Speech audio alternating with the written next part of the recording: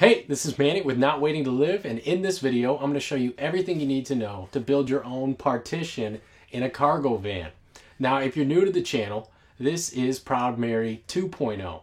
So 4 years ago, my dad and I built a partition in this very van out of 2x4s. So we did it the old-fashioned way, and quite frankly, it worked great. For years, I've used this van to flip houses, now kitchens and bathrooms, and it stayed up, hasn't rattled or making noise. But now I got a little bit more experience, more time on my hands, a little more money, and most importantly, the right tool. A tool I didn't even know existed the first time I built a partition. And you're going to need to know not only what tool to use, but some slight differences in the fasteners, and I'll explain how that works into this. I'll show you some up-close footage of the partition and point out a few tips and tricks along the way, things that I would find useful and really wish that somebody else made the video that I could watch, so I'm making it for you. Now, this is a metal stud system. Essentially, if you're not familiar, this is just a track piece and a metal stud that sits in the track. You fasten the track to the floor and ceiling, and you fasten the stud to the track. It's pretty simple.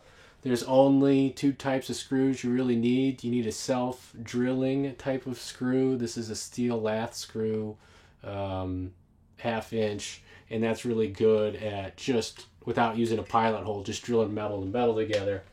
And then you can use a fine thread drywall screw to secure things like plywood or drywall to the metal, or as you'll see, drilling through the stud into wood. Now that'll depend.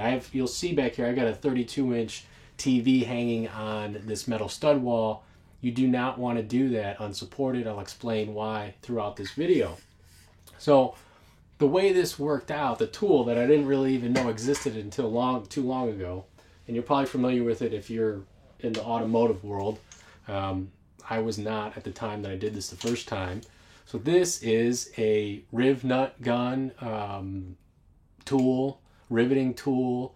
It's bigger than pop rivets, so these go through. This specific tool does bolts number 10 and above type bolts, I think all the way up to at least 1/4 20, probably a little bit bigger than that, but 1/4 20 is about all I've been using in this Ford Transit van. Now, the important part about this tool, when you get a van like this, you'll notice there's all these holes in the sheet metal, and you don't really know what to do with it. And at the time, me and my dad didn't know what to do with it either, so we just started throwing lumber up and making it work that way, fastening it to the subfloor, fastening it to the ceiling, and everything worked out. But what I found is you can use these rib nuts to give yourself a thread to bolt into. And this is just an example I've got here for you.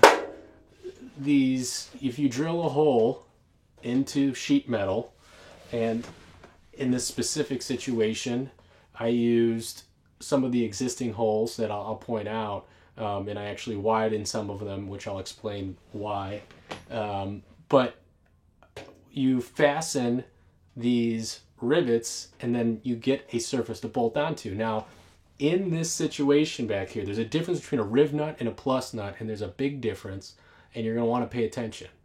So in this situation, I have the partition fastened to both walls, and it's supported, and there's no pull-through stress on the metal.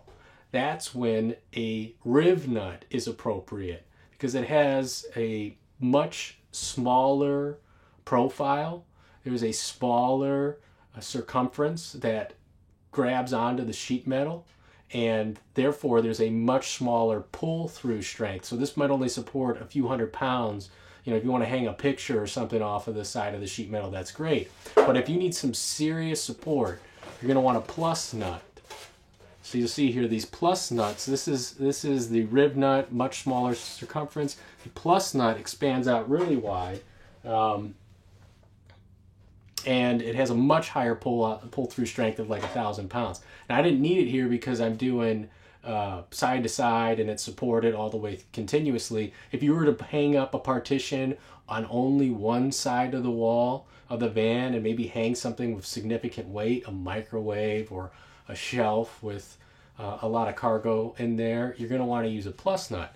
Now that's not always going to work because the plus nuts are so deep, you're not always going to have that much space behind the sheet metal, the inside layer and the outside layer. So that's where there's trade-offs. Now, even when in the situation that I used this rib nut, I barely had enough room. This thing worked perfectly. Couldn't get anything larger than this. This was a number 10 24 thread bolt rib nut that I used, and I maxed out the space. Now, again, this is a 2017 Ford Transit van. This will work in whatever van you have, really, anything with sheet metal. But in my van, in my specific situation, there were wires up along the upper walls of the van where I wanted to fasten to. So I needed to use some spacers here, and this is just cut up bits of I don't know what to call it, just like the absorption mats that are under equipment, power equipment, things that might vibrate a lot. So these do a really good job of dampening the noise, and there's really no noise. I've driven this thing around the block, even with the TV mounted up there. There's no significant rattles of metal on metal, and that's because I've used these spacers to space the wall out beyond the cables that are running through here. And I'll grab the phone in a second and show you exactly how that worked out. Now, besides the rib nut gun, there are probably some basic tools that you're going to want to use that I think are really helpful. And I'll only mention the really helpful ones because you're going to probably have a bunch of tools in general. These tin snips are great for just cutting the metal studs. Surprisingly enough, you can cut these pretty easily with them, but what happens is when you cut them, you're going to start bending some of the edges. So I like to use some welding pliers. They're a little bit better than normal pliers at bending and manipulating the sheet metal back to how you want it. You're always going to benefit from having a square to have straight line measurements across. And on the topic of measurement, you know, I flip houses, bathrooms, kitchens, stuff like that over the years, and this thing has been invaluable. A little wooden ruler gets you precise measurements in tight spaces.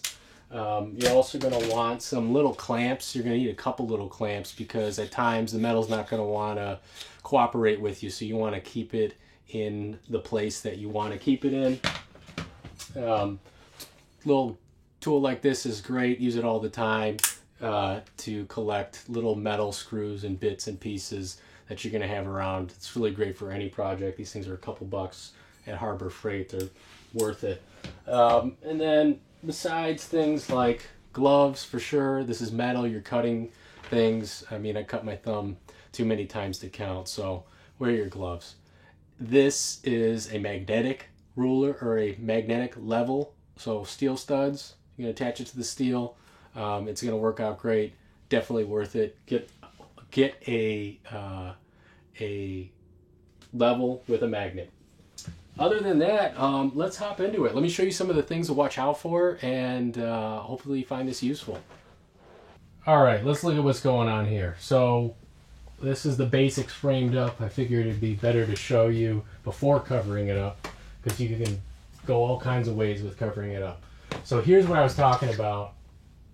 You got these wires going out from the front of the van, and there's not really a clean, flat surface to bolt into, and that's what's so confusing about how to figure this out. So I've got these kind of rubber mounts spacing out the stud away from the wall, and then I've bolted just using a washer, a lock washer, a number 10 24 bolt. I think I used a couple inches to get through and go to the thread. I use the advantage of using the pre-drilled factory holes is that they're perfectly aligned. I did have to expand this hole a little bit. I used a 9/32 drill bit, so that would get the size to fit the rib nut that I wanted to use. But it gave enough room to stay out of the way and give me something to bolt into. Some little tips along the way.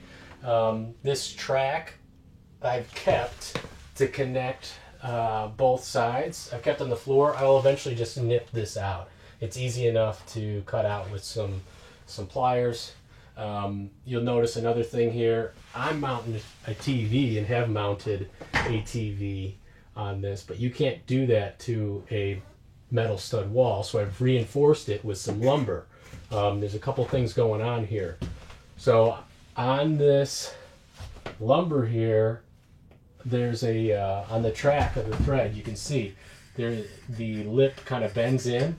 So I've used a table saw to create a dado, very shallow dado, to slide this over the lumber, and that has allowed me to kind of use this as additional strength. I used a piece of lumber on the back. This is probably temporary. I'll kind of, polish this up at a later date, but that allows me to cover the full depth of the bolt that's included with the mount. But that stays up there. This is the same monitor I had on the wooden stud wall. When you want to do any kind of feature in a metal stud wall, you just use the track and you kind of cut it like this, where the lips bend over, and then you can just fasten it to the stud. You can put wood up here if you want.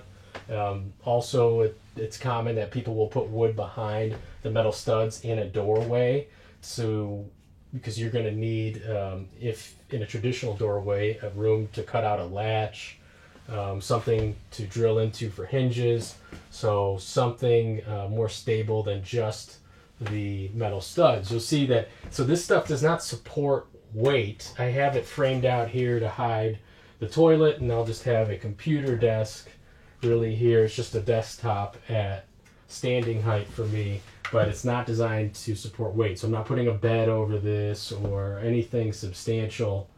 So there's a lot going on here. I got videos for all these different critical systems. I've got a good video about the solar panels I have on my roof, how I attach that with a DIY rack.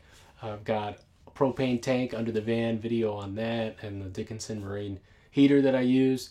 And I'll have videos for these new separate systems that are finally in here for Proud Mary 2.0. So I've got a toilet with an 8-gallon black water tank there. I've got a shower that's going to go in here. I've got a 34-gallon water tank for fresh water. I have that system, and then I'll have a separate video on the electrical systems that I'll have upgraded this time around and done a little bit neater than last time. But otherwise, stay tuned. I got a lot going on with this van this summer.